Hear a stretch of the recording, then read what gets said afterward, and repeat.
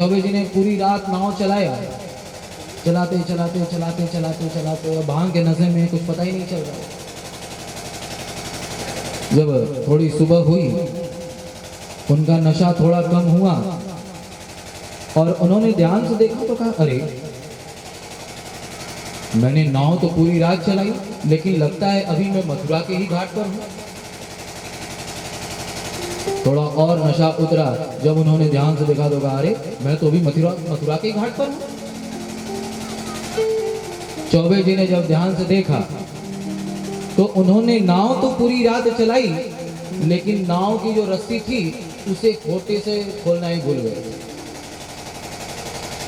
ठीक उसी प्रकार से हम लोग भी जप करके, तप करके, व्रत करके भगवान के पास जाना तो चाहते हैं, लेकिन चौबे जी की तरह ही संसार से अहंता और ममता रूपी रस्सी को खोलना भूल जाते हैं।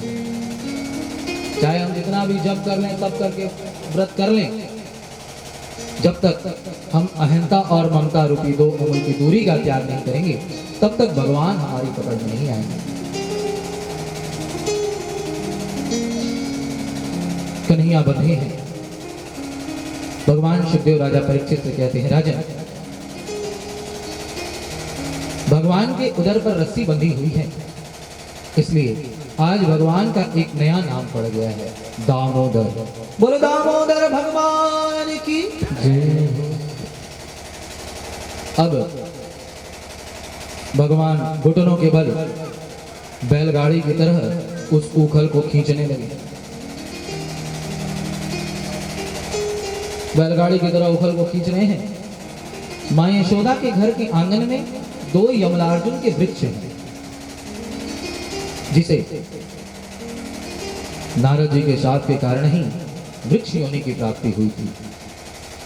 वो कोई और नहीं बल्कि धन के देवता कुबेर के ही दोनों पुत्र मणिग्रीव और नलकुबेर थे। भगवान सुखदेव के ऐसा कहने पर राजा परीक्षित ने कहा, गुरुदेव, मणिग्रीव और नलकुबेर से ऐसा कौन सा अपराध हो गया जिसके कारण देवर्षि नारद ने उन्हें वृक्ष होने का शाप दे दिया? भगवान सुखदेव ने कहा, राजा, किसी को अपार संपत्ति मिल जाए